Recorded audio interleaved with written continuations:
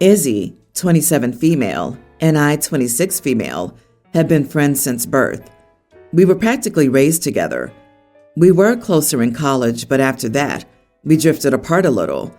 I still had a strong bond with her up until recently. She has been there for me a lot, and I've been there too, so it's tough in this situation. After college, when Izzy was 23, she went on a few dates with Jake, my fiance, but then told him she wasn't interested in anything serious. Even though I was her best friend, I didn't know Jake because she often got asked out, but only a few turned serious. So I knew about her boyfriends, but not necessarily her dates. I moved in with Izzy almost a year after that, and we got close again. It was after this that I met Jake. We quickly became good friends. I used to talk about him to Izzy a lot, but when I showed her his picture, she recognized him and told me about her dates with him. Friendships were more important to me than any guy back then, so I asked her if it was okay to date him because I liked him a lot. She said she had no problem and joked about it ever becoming a relationship, which I took as a joke. Jake and I became serious very quickly. He's my soulmate. By then, though, Izzy and I had lost touch since I moved in with Jake, and work became more of a priority. Right until I got engaged, she used to joke to both Jake and me that she didn't think we would be this into each other, and at the time I saw it as funny because Jake is the opposite of me. After I got engaged, she became very weird. She was very shocked and would not believe it. Then later, she used to say I was too young to be married and asked if I was sure, but I saw this as just concern. However, she agreed to be my maid of honor along with my sister. Afterward, I posted on my Instagram about our engagement, and people reposted it and congratulated us. But Izzy just captioned it, saying, "You better mention me in your vows, because he was into me first. Ha ha." Jake felt very uncomfortable, and so did I, but I defended her, saying that it was just Izzy. She often jokes around, but I still told her it was a bit uncomfortable, and she said she was joking. Recently, we hosted a dinner party, and that day, Izzy just kept telling all the friends and family gathered that Jake dated her first, and she let me have him, and stuff like that. Even after telling her it was not okay, she joked around. Later, I told her that she was crossing my boundaries and that it was not okay, to which she said I was overreacting. Ultimately, I told her not to attend my wedding at all. I've been overthinking a lot after that. Right now, people who know about this are just choosing sides based on who they know more. I'm worried I'm ruining a lifelong friendship when I'm not even right. What if to her it really was just a joke and I'm not understanding? But she's not being supportive or positive, which is unfair. I'm confused. Not the idiot. She's too proud to let things go. In her eyes, you found love in a man she dismissed, and that's simply not possible. Hence, she's there. I was here first. In my honest opinion, you made the right choice. Who knows what kind of behavior she'll display when her pride turns into jealousy at a crucial moment. This is your wedding and not a public forum. When someone disrespects you intentionally, just cut them off. It sucks that your friendship is coming down to this, but Izzy is the one forcing the issue, not you. Yep, Izzy sounds like she's the type to wear white to her friend's wedding. I think she loses any right to claim it was just a joke when you've expressed that it makes you uncomfortable and asked her to stop. You have every right to enforce your boundaries, even if it means ending a long friendship. If she were a good friend, she would value your feelings over her need for attention, which is clearly what this is about, in my opinion. Also, it's weird that people are choosing sides in this. There's no reason for it, and they should really start behaving like adults. This right here, it's one thing to make awkward jokes. It's another to make awkward jokes constantly. When confronted by OP, the correct reaction should have been, "Oh my gosh, I'm so sorry. I didn't realize it was upsetting you. It won't happen again." However, since Izzy doubled down, I bet she knows what she's doing and is very jealous of OP. And anyone choosing Izzy's side has freed up space for OP to invite others to our wedding. I, male 41, am a gay man, and with my husband 38, we adopted 2 children, a toddler boy and a preschool girl, a sibling group a year ago. Everything's going smoothly. My son is very cheerful, and while my daughter took a while to attach, she's a lot more comfortable with us now after taking her to therapy and doing trauma-informed parenting. The problem started with my parents. They're relatively accepting of my sexuality, but they think that I'm a self-hating Black person. I am Black and my husband is white. Most of my partners before my husband were also white. This is because I'm from a place that's mostly white people, so that's just how it ended up. But my parents think otherwise. They think that I only like white guys because I'm a traitor. We eventually put that aside, however, and I explained to them that I'm proud of my roots and that having a white partner doesn't stop that. They stopped moaning about it after that. That was 5 years ago. But it all came back up after I adopted 2 white children with my partner last year. They were absolutely terrible to me and my husband. They called me a bounty bar, saying I'm Black on the outside and white on the inside. My mother broke down crying because our African heritage will end here, since I have white children and my sister's child-free. They said my husband was making me a traitor, which made my husband cry. Despite the argument, I tried to forgive them. My husband also wanted me to forgive them so our children could have grandparents, as his parents, unfortunately, passed away a while ago. It's been a few months since the argument, and recently my sister came around and told me that her parents had been saying awful things about my husband and children to her. That was the final straw. I called my parents the next day and told them if they were never going to respect my family, they would never see them again. They said I was being too harsh and that they were sorry and would change, but it's a pattern of behavior. They said they were okay with my white partner way back when we got married, but here they are, complaining about him and my children behind our backs. My children are my priority, especially since they come from difficult backgrounds. They don't need grandparents like that. Absolutely not the idiot. No grandparents are still better than toxic grandparents. You are an amazing husband and father for putting your family first. It must be so difficult to make this decision. No one wants to cut their own parents off. Most people can't do it and ends up causing more harm. Your children are so lucky to have you as a father. Your husband is also so lucky to be married to you. I swear to God, if I see one you are the idiot, I will lose my faith in humanity. You are the idiot.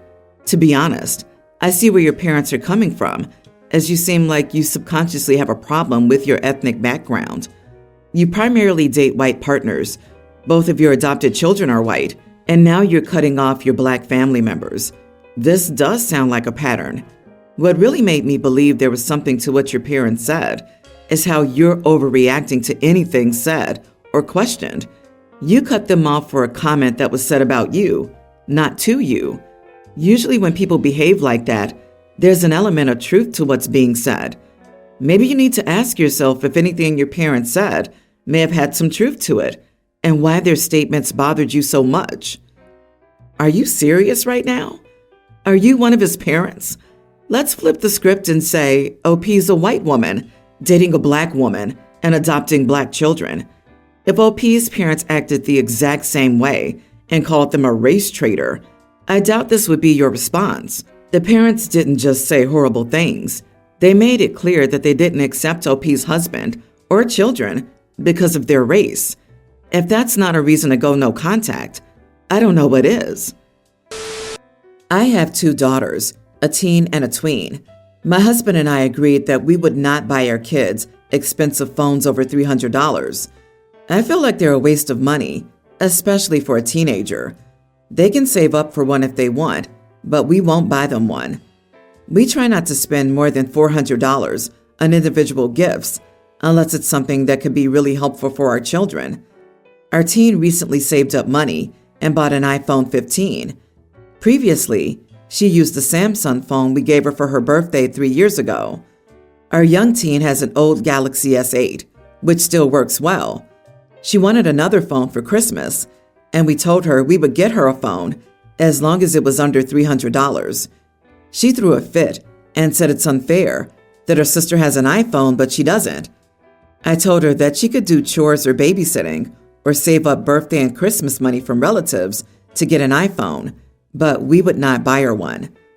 My husband thinks we should buy her an iPhone because it's unfair that her sister has one, but she doesn't. I told my husband that it was unfair for us to get her an $800 iPhone, while my older child only receives a $100 gift. My daughter's angry at me. She doesn't want to work for it and says that all her friends have iPhones and it's embarrassing not to have one. I offered to get her a refurbished iPhone for $450 on her birthday in February, but I said I wouldn't spend more. I don't think a teen her age needs an $800 smartphone. Now she hasn't been speaking to me for a few hours and says I'm ruining her life. Should I just get her an iPhone? Am I the idiot? Not the idiot. A teen doesn't need an $800 phone. Also, her sister saved the money for the phone, so how exactly is it unfair? It's kind of funny to see how this is everyone has thing X seems to be a universal teenager argument for anything.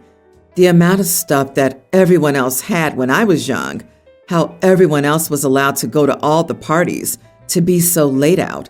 Yeah, right. My husband thinks we should buy her an iPhone because it's unfair that her sister has one, but she doesn't. So one had to work for it, and the other just had to throw a fit for it? Great precedent your husband is setting there. OP, your youngest will learn that mommy and daddy will always give her what she wants, so they don't have to deal with her attitude. She will get worse. She will become even more entitled than she already is. Do not get her that phone. But she doesn't want to work. Well, that's her problem then, isn't it? No one wants to work. That's a good life lesson. If you don't want to work, you don't have to, but then you get what other people will give you. If you go to work, you get what you want. Simple, but life is about decisions. We all make them. My parents had me working for what I wanted at that age, and now I'm an adult who's always held down a job, owned a home by age 25, and I'm proud of what I have without bragging about it. I still don't want to work. LOL. Oh boy, I'm so tired of this. My son and my daughter-in-law are staying with me to save money. I cook and we have a serve yourself policy. The thing is, she will eat a lot more than me. For example, if I made chicken, I would only eat one chicken breast, and she would have 3. Basically, she eats a lot more than me, and I don't substitute for lower calorie stuff. I won't use skim milk instead of cream, for example. She's overweight and has been going on about how it doesn't make sense that I'm much smaller. I asked if she was joking, and she confirmed that she didn't understand why she was gaining weight. I told her that she eats a lot more than me, so of course she's bigger. This started an argument about how I was shaming her and not being a good host. My son wants me to apologize, but I find it ridiculous, and this is common sense. 3 chicken breasts in one meal, and she doesn't know why she's big? And you not being a good host? They live at your place, and you cook for them, and she just didn't like the answer to her question. Don't ask if you'll be butthurt about it. Not the idiot, and tell her, daughter-in-law, I'm sorry my cooking isn't working out for your diet. I'll stop making your and my son's portion. That way, you can pay for and cook yourself food and have power over your diet. I wouldn't want to sabotage your weight loss goals somehow. It's one thing complaining, but another when she's being cooked for and fed. I was living with my partner and his mom for a while, and I didn't want to eat the type of food she cooked. So my partner and I started cooking for ourselves, and that was that. As a bigger girl who's lost a lot of weight in the past, my experience is that the truth hurts, and she's lashing out at you for saying it. It's one thing internally knowing how you're sabotaging yourself and compartmentalizing it, but it's tough to accept when someone acknowledges that. It sounds like she needs the wake-up call. My husband has 3 brothers. Charlie and Mike are in their 30s, while Spencer's a kindergartner. Spencer's their half-brother from their dad's second marriage. Their father passed away shortly after Spencer was born. 2 years ago, Spencer's mother went to prison. My husband and I began fostering him. It didn't take long for him to actually feel like our son. As it was, my husband and Spencer didn't have a very brotherly relationship, given the 30-year age gap. He already was more of an uncle. 6 months ago, Spencer's mom lost her parental rights. My husband and I have been working on adopting him. It should be finalized after Christmas. Spencer is so excited. He's been calling us mommy and daddy for over a year now, so this is basically all legal, not changing how we feel in our hearts. Charlie and Mike have been supportive of the whole ordeal for the most part, but we faced a road bump recently. When Spencer began calling us mama and daddy, Charlie found it odd. He said that we weren't his parents. I said, legally, yes, we are. I said he doesn't have to be Uncle Charlie if he doesn't want to be, but we're raising him. Charlie says that we're basically erasing their dad from Spencer's life. I said, no, we talk about him and Spencer's bio mom often. This won't be a secret. As it is, Spencer is very smart and is aware that he only came to live with us 2 years ago. Mike and my husband have both told Charlie to let it go. I've noticed, however, that when talking to Spencer, Charlie refers to me and my husband by our first names, or he'll say, ask your brother, referring to my husband, or go show your sister-in-law, when referring to me. Spencer's confused because he knows my husband is his brother, but he doesn't look at him like that. We've tried talking to him about it, but Charlie claimed it's a force of habit. We were trying to let it go, but then one day, Charlie corrected Spencer when he called me mama and said, no, that's Kate. Spencer got confused and said, no, that's mama. Charlie told him that I was not his mother. This only upset Spencer further. I've had enough, frankly. Spencer's our son. We have him in therapy and also have asked Charlie and Mike to attend family therapy with us. Only Mike has agreed. I told my husband that I don't want Charlie at Christmas, we're hosting, if he'll just upset Spencer and undermine our place as his parents. My husband said it's completely up to me. So I told Charlie either we stopped correcting Spencer or he couldn't come. Now Charlie's mad and says I'm keeping his brothers from him at Christmas. I said if my husband wants, he can visit him. And if he wants to see Spencer, he can promise to stop undermining my place. Charlie called me dramatic. Mother-in-law wants all her boys at Christmas and says that I can put up with it for just one day. She said it's hard for her to be around Spencer, but she does it for us, so I can put up with Charlie and see his side. Am I the idiot? Edit. To add, my husband has been advocating for Spencer and does stand up to his family. It's not just me. Charlie needs to learn to keep his mouth shut. What your little boy calls you is not up to him, and it's none of his business. If Charlie doesn't behave, Charlie can't come to the party. It's that simple. You are not the idiot. And if mother-in-law is uncomfortable being around Spencer, she also doesn't have to come. What the heck does she mean? It's hard for her to be around him. That's a child, a little boy. Spencer was an affair baby, for lack of a better term. So while I believe mother-in-law loves Spencer and wants to be in his world, she's sorting out her own feelings. It sounds to me that because she resents Spencer's existence, since it involved the dissolution of her marriage, she gets off a bit on Charlie's rudeness. She may be too polite and also a bit conflicted by her own love for Spencer to mouth off as Charlie does, but that doesn't prevent her from getting a little thrill every time Charlie says something terrible. OP, your house, your kid, your rules. If Charlie doesn't like it, then these are the consequences of his actions. He's an adult and needs to learn to act like one. Spencer has experienced enough in his young life and doesn't need someone confusing him and stirring up unnecessary drama.